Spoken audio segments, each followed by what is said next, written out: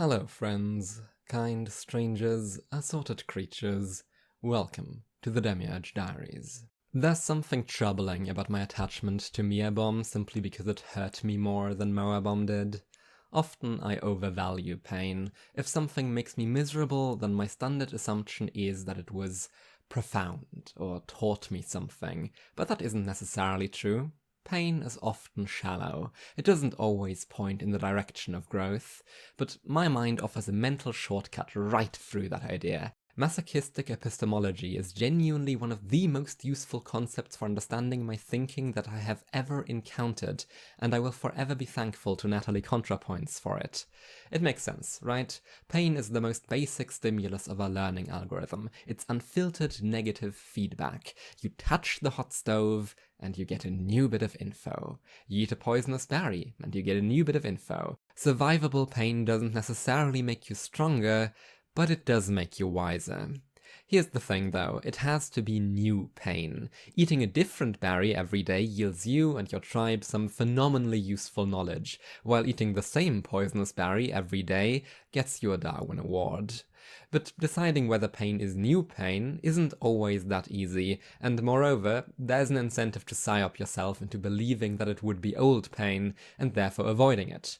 The incentive is pain. This is about monkey brains. Humans are horrifyingly over-optimistic in their predictions. This has been shown time and time again. Our brains are by default pain-averse. They consider the scenarios that don't hurt more. We're drilled to avoid social friction, so painful observations will be kept from you much more often than painless ones.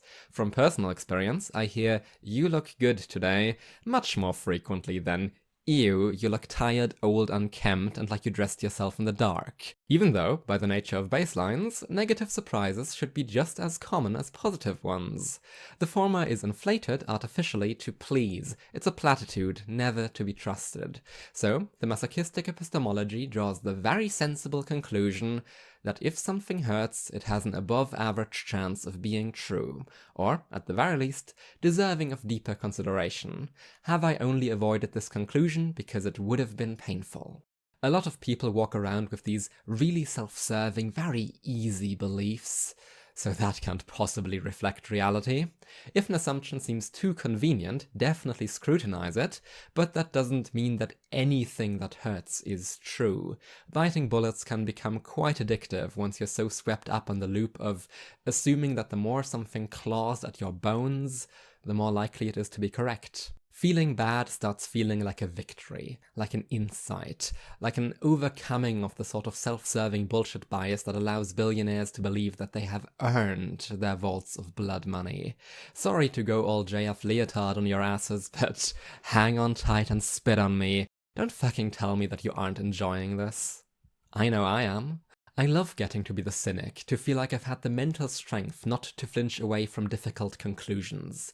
Repeat the cognitive pattern often enough and click, run. You have developed an incredibly maladaptive mental shortcut that lets you conflate misery with intelligence and taints your capacity for any sort of rational judgment. Maybe don't fucking do that, nya? You know what really helps with this type of thought? Apart from an old ContraPoints video about incels that really only looks at a very specific, very online case.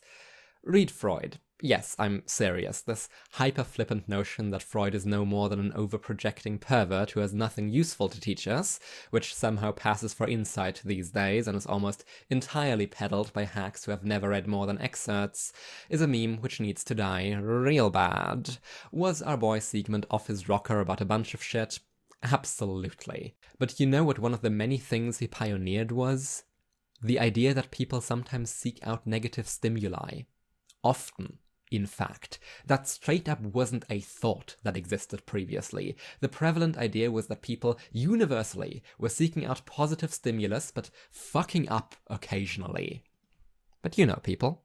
I know people. Freud knew people, and so he was keenly aware that when his patients exposed themselves to predictable old pain over and over and over again, they weren't doing it because they expected positive results on the 6 millionth try.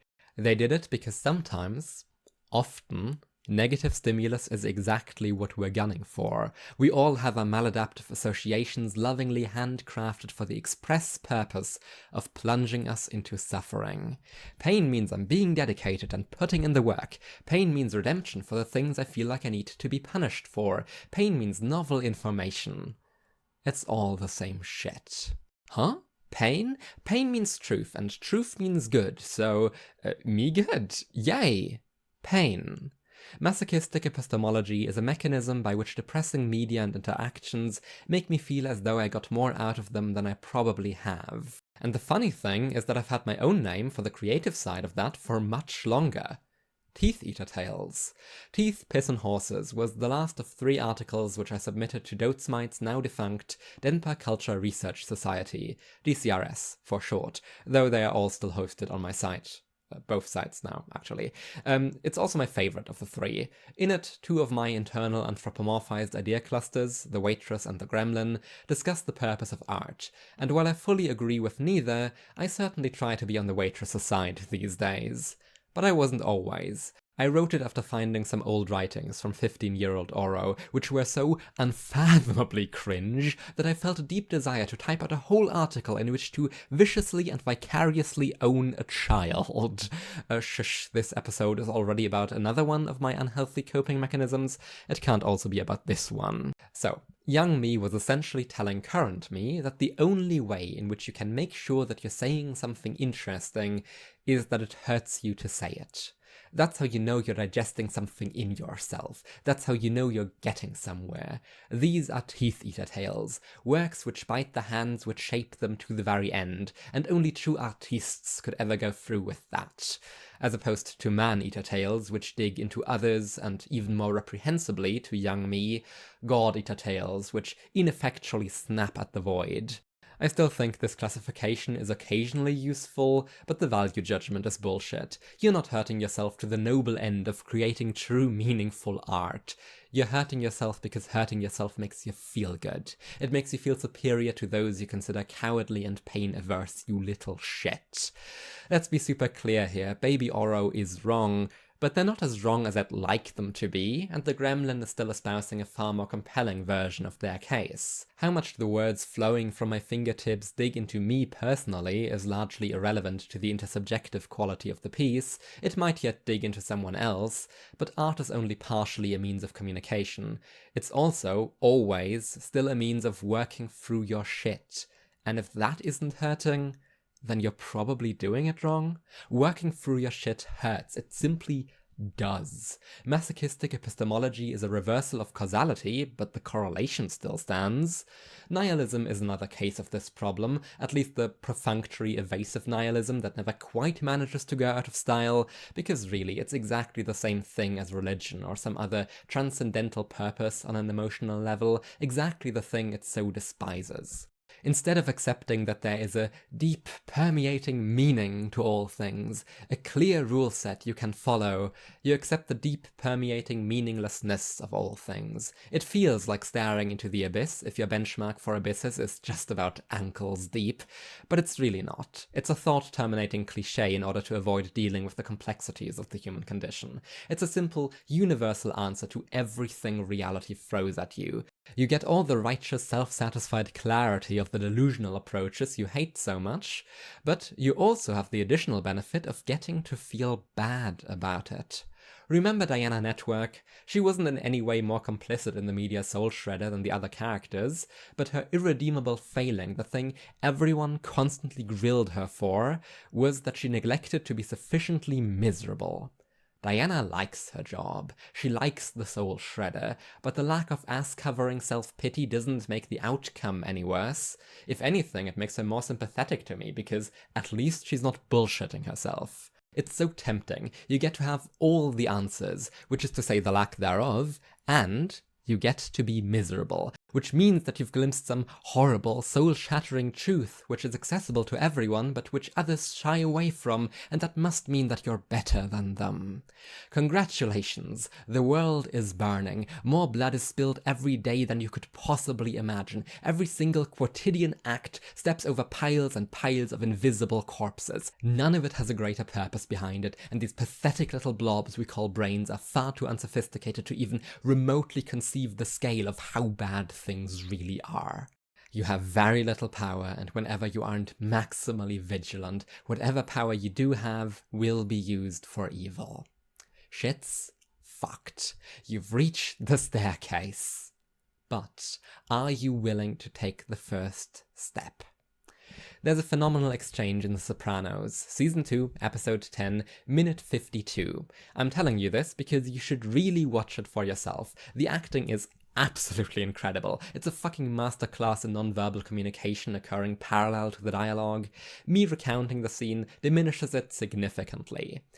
But mafioso Tony Soprano talks to his therapist, Dr. Jennifer Melfi, telling her that through a conversation with someone else, he's finally realized that he's his own worst enemy. She tells him that that's quite a surface-level read, even though it's true, and he's slightly confused by that, saying that that's what she's always telling him too, is it not? She says yes, you are? What are you gonna do about it? The question almost feels like a punchline. Tony has finally accepted his self-sabotage, but only because someone presented it to him as an intrinsic part of his being. So he looks into the abyss and accepts this about himself easily, because it is fundamentally the easy route. He never accepted it when Melfi said it, because she didn't offer him the comforting abyss of painful insight. She offered him something much worse. Her, "you're your own worst enemy," wasn't a statement of fact to be accepted. It was a diagnosis of the problem he would have to actually tackle. It was a sign pointing to the staircase. It always came with the veiled insinuation of the far more difficult path, which entails actually fixing your shit. And what does Tony do? He deflects. He pretends like she just agreed with him again. Yes, I am my own worst enemy. Let's move on to the next character flaw I can simply diffuse by accepting it as a fundamental part of myself. That's not teeth-eating. That actually is just petulant lip-biting. See, the sad thing is, the depressing part is, I was actually going for a look here. I wasn't intending to just smudge the eyeliner and call it good enough. The issue with that is, I don't actually know how to do any better, and fuck watching a makeup tutorial before this video. What are you expecting here? Production quality? Fuck you. This is what you're getting. This is what... Oh god, this is gonna be on the internet. It's my birthday. I turned old today.